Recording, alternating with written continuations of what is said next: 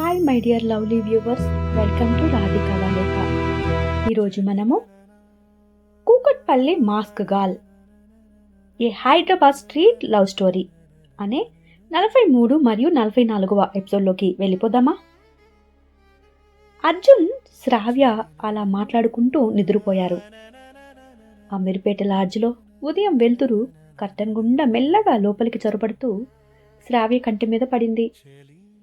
శ్రావ్య కొంచెం బడలికగా కదులుతూ నిద్ర లేచేసరికి అర్జున్ అప్పటికే లేచి కిటికీ దగ్గర నిలబడి వేడివేడిగా కాఫీ కలుపుకొని బయట ట్రాఫిక్ని చూస్తూ ఉన్నాడు. శ్రావ్య నెమ్మదిగా ఇక బెడ్ మీద నుండి లేచి, అద్రు, నేను వెళ్తాను, ఇప్పటికే వచ్చి 2 రోజులైంది కదా అని అంది బాల్కనీ డోర్ తీసుకొని అక్కడ కూర్చున్న అద్రు దగ్గరికి వస్తూ. అంత తొందర ఏముంది, వెళ్దాం, నేనే నిన్ను వదిలేస్తాను అన్నాడు అతను సింపుల్గా. ఇక శ్రావ్య నేను ఫ్రెష్ అయి వస్తాను అంటూ తన డ్రెస్ తీసుకొని స్నానానికి వెళ్ళిపోయింది. అంతలో అర్జున్ బ్రేక్ఫాస్ట్ని ఆర్డర్ చేసేశాడు. శ్రావ్య చక్కగా స్నానం చేసేసి తను వచ్చేటప్పుడు వేసుకున్న డ్రెస్ని వేసుకొని అర్జున్ దగ్గరికి వచ్చి కూర్చుంది. 2 నిమిషాలు సైలెన్స్. అర్జున్ ఆమెని గమనిస్తూ ఉన్నాడు. ఏదో అడ్డం కాకపోయినా ఆమెతో ఉంటే ఏదో తెలియని ప్రశాంతతగా అనిపించింది అర్జున్కి ఆమె దగ్గర. హే చెలి, నీకు లెక్కలు బాగా వచ్చా? సరే అయితే ఒక చిన్న లెక్క చెప్తావా అని అడిగాడు. శ్రావ్య ఆశ్చర్యంగా చూసింది. తనకి అర్థం కాలేదు తను దేని గురించి అడుగుతున్నాడు ఏంటి అని. అర్జున్ వైపు చూస్తూ అడిగింది. ఇక 998 ఇంటూ 997 ఎంత అన్నాడు తన మొబైల్లోని క్యాలిక్యులేటర్ని ఓపెన్ చేస్తూ. ఆమె కేవలం కళ్ళు పైకి లేపి ఒక్క సెకండ్ ఆలోచించింది. 9,95,006 అంది కూల్గా మరియు ఎంతో సంతోషంగా, ఇంట్రెస్టింగ్గా అయినా దాని మీద మాట్లాడుతున్నట్టుగా ఆమె ఫేస్లో చాలా స్పష్టంగా ఇప్పుడు కనపడుతోంది. అతని పెదవులపై చిరునవ్వు. ఓకే, ఇంకొకటి 125 ఇంటూ 125 ఎంత అని అన్నాడు. టక్కున ఎంతో హ్యాపీగా నవ్వుతూ 16,525 అని చెప్పింది. ఇక అర్జున్ ఒక్క క్షణం కూడా ఆలోచించకుండా, ఇక ఆగకుండా 103 ఇంటూ 107 అనగానే 11,021 అన్నది శ్రావ్య. నెక్స్ట్ ఏం అడగబోతున్నావు అని అన్నట్లుగా ఆమె చూస్తూ ఉంది. ఇప్పుడు అర్జున్ కౌచ్లో స్ట్రైట్గా కూర్చుంటూ సీరియస్గా ఆమెని ఓన్లీ ఇలా అడిగితే కాదు అని స్పష్టంగా అర్థమైంది తనకి. సరే ఇక లెక్కలు వదిలేసాయి, ఇది చెప్పు అంటూ ఫోన్లో మ్యాప్ ఓపెన్ చేసుకుని చూస్తూ ఉన్నాడు. ఉజ్బెకిస్తాన్ రాజధాని ఏంటి అంటూ కళ్ళెగరేశాడు. తాష్కెంట్ అని చెప్పింది. స్లోవేనియా అని అడగగానే ల్యూబ్లియానా అన్నది. మరి కజకిస్తాన్ అని అర్జున్ అడిగాడు. అస్తానా, ఇప్పుడు నూర్ సుల్తాన్ అని కూడా దానిని అంటారు అని చెప్పింది. శ్రావ్య అలా అర్జున్ అడగగానే చెప్తూ ఉంటే అర్జున్కి ఉత్సాహంతో శ్రావ్య వైపు చూస్తూ ఆమె చేతుల్ని అతని చేతుల్లోకి తీసుకొని, సరే ఇథియోపియా అని అడిగాడు. అడ్జీస్ అరబాబా అని చెప్పింది శ్రావ్య తన 2 కాళ్ళను సోఫా మీదకి పెట్టుకుంటూ. బొలివియా అని అడగగానే అర్జున్ తను తాగిన కప్పుని టీపై పెడుతూ, సూక్రే అధికారికం, కానీ లాపాజ్ పరిపాలన రాజధాని అని చెప్పగానే అర్జున్ చేతిలో ఉన్న ఫోన్ మెల్లగా కిందకి జారబోయింది. ఇది ఎక్సలెంట్ బుర్రా, వావ్ వావ్ వావ్ చెలి, నువ్వు సూపర్నే. అసలు ఇన్ని రోజులు ఇలాంటి టాలెంటెడ్ పర్సన్ నాకు ఒక్కరు కూడా కనపడలేదు ఏంటా అనుకుంటూ ఉన్నాను. నువ్వు ఇవన్నీ ఎక్కడ నేర్చుకున్నావు అన్నాడు పట్టలేని ఆనందంతో శ్రావ్య వైపు చూస్తూ. తెలియదు, ఎప్పుడు తాత దగ్గర కూర్చొని వార్తలు చూస్తూ ఉంటాను, అలాగే గుర్తుండిపోతాయి. తాతయ్య అప్పుడప్పుడు నన్ను అడుగుతూ ఉంటాడు, నేను టక్క సమాధానం చెప్తూ ఉంటే చాక్లెట్స్ ఇస్తూ ఉంటాడు అని అంది చాలా సింపుల్గా. ఆ సమాధానం వినగానే అతనికి ఒక్కసారిగా క్లియర్ అయిపోయింది. ఇది నార్మల్ టాలెంట్ కాదు, ఎక్స్ట్రాడినరీ బ్రెయిన్ అని. తనకి లోకజ్ఞానం లేదు అంతే, నిజంగా మైండ్ పవర్, ఐక్యూ అయితే సూపర్ ఉంది అనుకున్నాడు. కొంచెం ముందుకు వంగి, చెలి ఎప్పుడైనా సివిల్ సర్వీసెస్ గురించి విన్నావా అన్నాడు. ఆమె కొంచెం సందేహంగా చూస్తూ, కలెక్టర్ అవ్వటానికి రాసేది కదా అని అన్నింది. ఇక వెంటనే అర్జున్ వైపు చూస్తూ ఆ మాట చెప్పగానే, అదే, అవును అదే యూనియన్ పబ్లిక్ సర్వీస్ కమిషన్ అనగానే ఆమె మౌనంగా ఉంది. ఇప్పుడెందుకు వాటి గురించి తను అడుగుతున్నాడు అనుకుని అలాగే వింతగా అర్జున్ వైపు చూస్తూ ఉంది. సరే, నీకు తెలుసా డిగ్రీ ఉన్న వాళ్ళు ఎవ్వరైనా దానిని రాయొచ్చు అని? బీఎస్సీ అయినా బిఏ అయినా ఏదైనా సరే సమస్యే కాదు. వయసు 21 దాటితే సరిపోతుంది అంతే. సంవత్సరానికి ఒక్కసారి పరీక్ష ఉంటుంది. ఇప్పుడు నీ ఏజ్ ఎంత అని అడిగాడు. 21 అని చెప్పింది. సరే సరే, త్వరగా తినేస్తూ ఉండు, నేను ఇప్పుడే స్నానం చేసి వస్తాను అంటూ అక్కడి నుండి లేచి 5 మినిట్స్లో అర్జున్ స్నానం చేసేసి వచ్చేశాడు. శ్రావ్య తినకుండా అలాగే అర్జున్ కోసం వెయిట్ చేస్తూ ఉంది బయటికి చూస్తూ. వెంటనే అర్జున్ శ్రావ్య దగ్గరికి వచ్చి ఆమె నడినెత్తి మీద ముద్దు పెడుతూ, చెలి, నువ్వు ఇలా నా కోసం వెయిట్ చేయకూడదు, అర్థమవుతుంది కదా? నువ్వు ముందు తినాలి అని ఉంది అనుకో, తినేసేయాలి. మన ఇద్దరం కలిసే తినాలి అంటూ కొన్నిసార్లు టయాలు కుదరవు. కాబట్టి కొన్నిసార్లు కుదురుతాయి, కొన్నిసార్లు కుదరకపోవచ్చు. అర్థమైంది కదా? నువ్వు ఆ సిచ్యువేషన్ని కూడా యాక్సెప్ట్ చేయాలి అని చెప్పగానే శ్రావ్య కొంచెం డల్గా అయిపోయింది. ఇదిగో ఇలాగే అవ్వకూడదు అని చెప్తున్నా కదా, నా చెల్లి చాలా అంటే చాలా ధైర్యవంతురాలు కదా అని అడగగానే శ్రావ్య జస్ట్ తల ఊపేసింది. ఏంటి చిన్నగా తల ఊపుతున్నావు, నువ్వు నా ధైర్యవంతురాలు అయినా చెలివి కాదా అని అడిగాడు ఆమెకి కొంచెం తినిపిస్తూ. నేను నీ ధైర్యవంతురాలైన అమ్మాయినే అని ఇక వెంటనే తను కూడా తన ముందు ఉన్న ప్లేట్ని జరుపుకొని ఫాస్ట్గా తినేసింది. గుడ్ గర్ల్ మై డియర్ చెలి, చాలా క్యూట్ గర్ల్ నువ్వు. ఏమి చెప్పినా ఇట్టే తినేస్తావు బుద్ధిమంతురాల్లాగా అంటూ ఇక ఆమె ఆ ప్లేట్స్ అన్నిటిని తీసేసి రూమ్ బయట పెట్టేశాడు. ఇక వాళ్ళిద్దరూ చక్కగా హ్యాండ్ వాష్ చేసేసుకొని, సరే నీ థింగ్స్ అన్నీ ప్యాక్ చేసుకో అని చెప్పాడు. శ్రావ్య సరే అన్నట్లు తల ఊపి అర్జున్ వైపు చూస్తూ, నువ్వు కొనిచ్చినవన్నీ నేను తీసుకెళ్ళమంటావా అని సంతోషంగా అడిగింది. వద్దే, నేనేసుకుంటా, రోజుకొకటి ఉంచేసాయి అన్నాడు. శ్రావ్య కొంచెం మూతి ముడుచుకుంటూ అర్జున్ వైపు చూడగానే, లేకపోతే ఏంటి, నీకు కొనిచ్చినవి నువ్వు కాకుండా నేను తీసుకెళ్తానా అని చిన్నగా తన తల మీద కొట్టి దగ్గరికి తీసుకుని తన బుగ్గ మీద ముద్దు పెట్టాడు. శ్రావ్య కూడా చిన్నగా అర్జున్ బుగ్గ మీద ముద్దు పెట్టి, నువ్వు కూడా క్యూట్ క్యూట్ క్యూట్ అబ్బాయివి అని చెప్పి వెంటనే ఇక తన థింగ్స్ అన్నిటినీ అర్జున్ కొనిచ్చిన ప్రతి ఒక్కదాన్ని చాలా జాగ్రత్తగా ఆ కవర్లో పెట్టేసుకుంది. తన బ్యాగ్ కూడా తీసుకుంది. సరే వెళ్దాం అన్నాడు అకస్మాత్తుగా. ఎక్కడికి? నేను వెళ్తా కదా, నువ్వే అవసరం లేదు అని చెప్పింది. నేను కూడా నీతో వస్తాను పద అన్నాడు అర్జున్. నిజంగా వస్తావా? నువ్వు మా ఊరి దాకా వస్తావా అని అడిగింది. మీ ఊరి దాకా రాను, కానీ నువ్వు మీ ఊరికి వెళ్లేదాకా నిన్ను క్యాబ్లో పంపిస్తాను పద అన్నాడు. శ్రావ్య అర్జున్ వైపు చూసి నవ్వుతూ, మా ఊరికి క్యాబ్స్ ఉండవు, ఆటోలే ఉంటాయి అని చెప్పింది. సరే సరే అయితే ఆటోలోనే వెళ్దాం పద అన్నాడు. ఇక శ్రావ్య తన లగేజ్ కవర్స్ అన్ని తీసుకుని అర్జున్ వెనకే నడిచింది. అర్జున్ డోర్ దగ్గరికి వెళ్లి డోర్ తీయబోతూ వెంటనే శ్రావ్య చేతిలో ఉన్న కవర్స్ అన్ని తీసుకుని పక్కనే పెట్టేశాడు. శ్రావ్య అర్జున్ వైపు చూస్తూ, ఏంటి ఏమైనా మర్చిపోయావా అద్రు అని అడిగింది.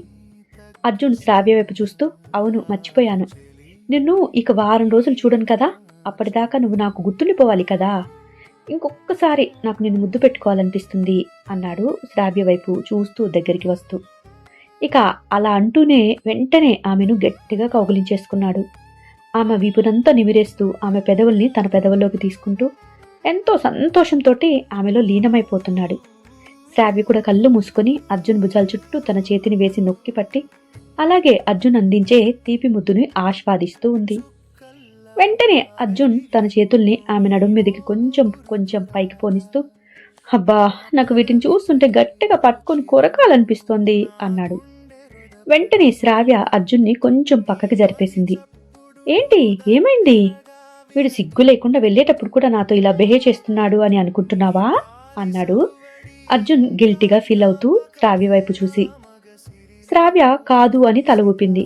మరేంటి, నాకు పీరియడ్స్ టైం అయినా కూడా వీడు నన్ను బతకనివ్వట్లేదు అని తిట్టుకుంటున్నావా అని అడిగాడు.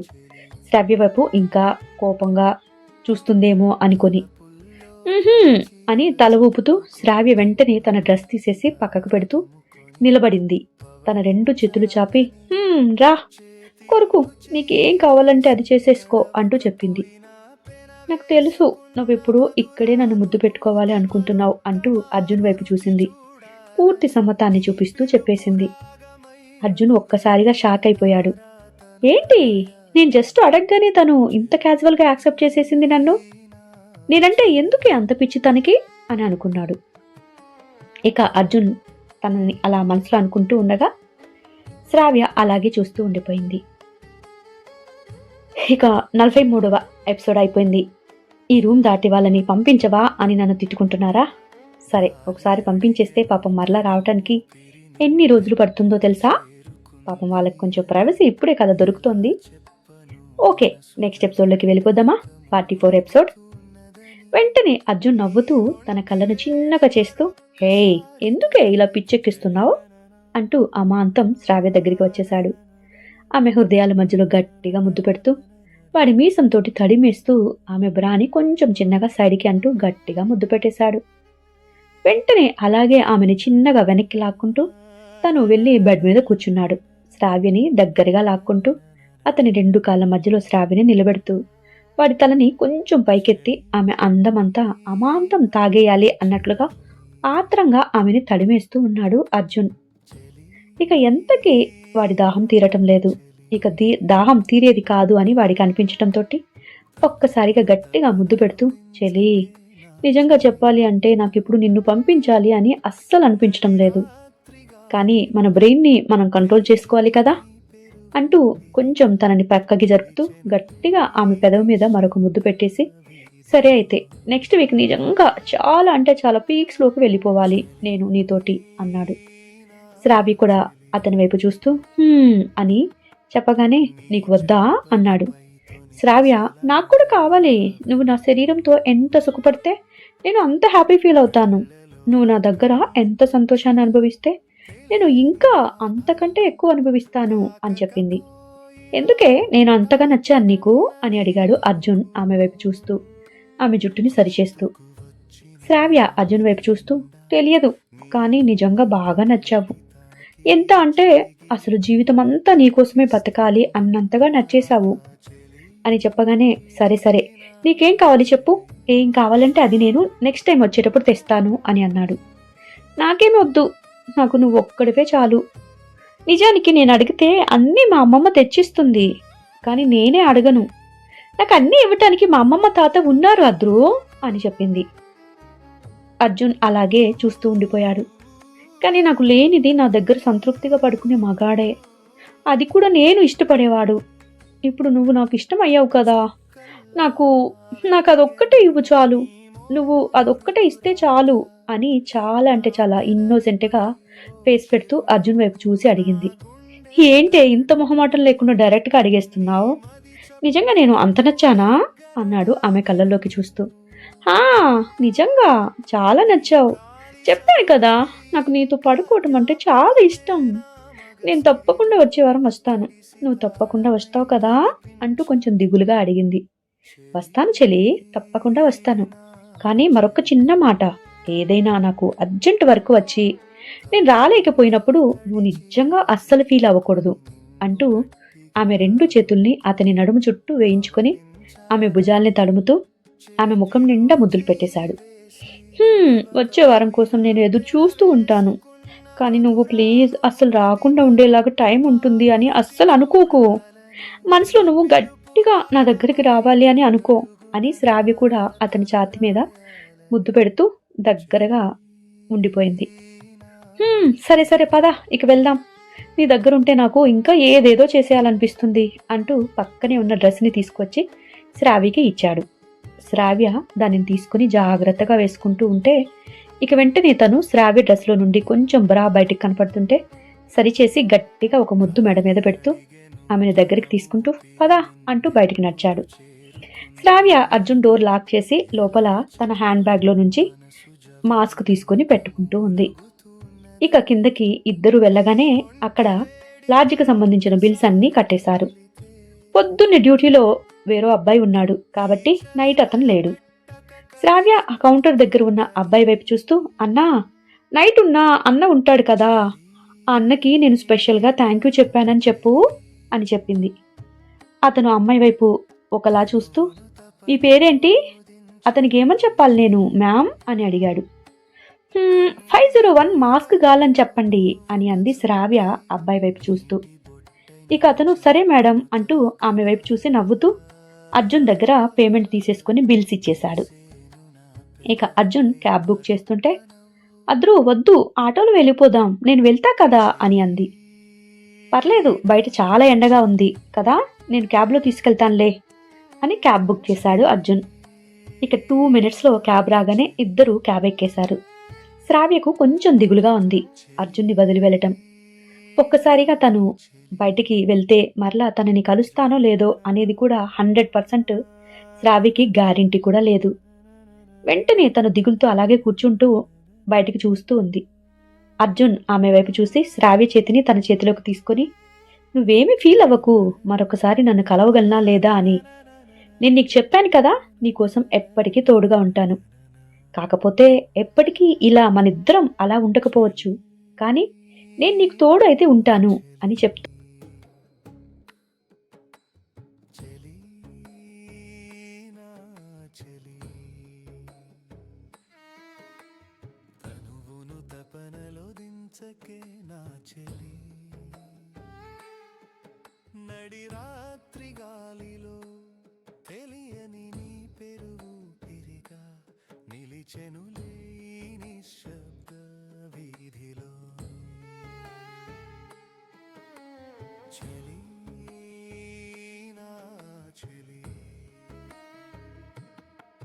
నీ చెంపలపై తొనికిసలాడే ఆ వెలుగు కళ్ళలో కమ్ముకొచ్చిన తెలియని ఆ భయం తాకకపోయినా తాకెనన్న నీ వణుకు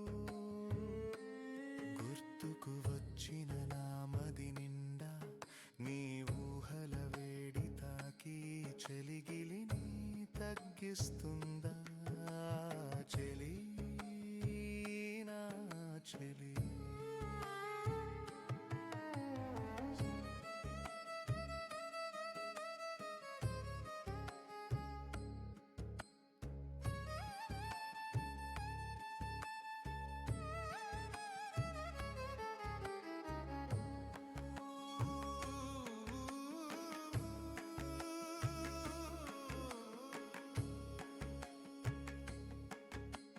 చుక్కల్లా వెలిగెను నీ మోము గురుతురాగా నా పెదవిపై ఓ చిరునవ్వు నా గుండె రుద పెడుతుంది నీ మది చప్పుడును దగ్గరగా విననివ్వు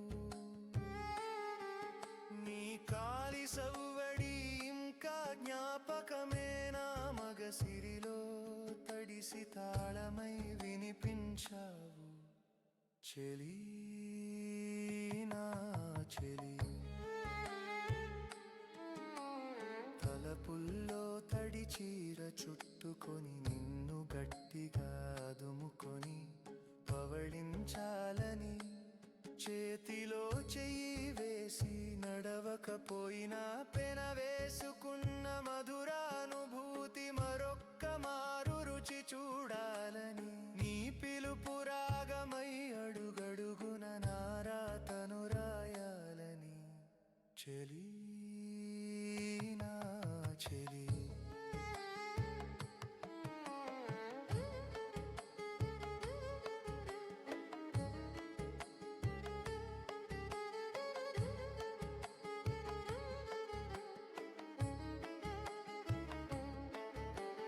గాలి అడిగెను తన ఊపిరి నిన్నెప్పుడు చేరుకుంది అని ఎలా చెప్పను మనసు జవాబు లేక మూలుగుతున్నదని నీ ఒంటి వేడి మరొక్కసారి తగిలితే ఈ చలి భయపెట్టక కరిగిపోతుందని చెలి నా చెలి తనువును తపనలో దించెను ఈ చలి కన్నుల మూలలో నువ్వు ఒక చుక్కై నీటి బొట్టై నా చెంపను తాకగా మెరిసేను నా పెదవిపై మరొక్క నవ్వు చెలి నా చెలి చెలి నా చెలి చెలి నా చెలి జలి నా నా నా నా నా నా నా నా నా నా నా నా నా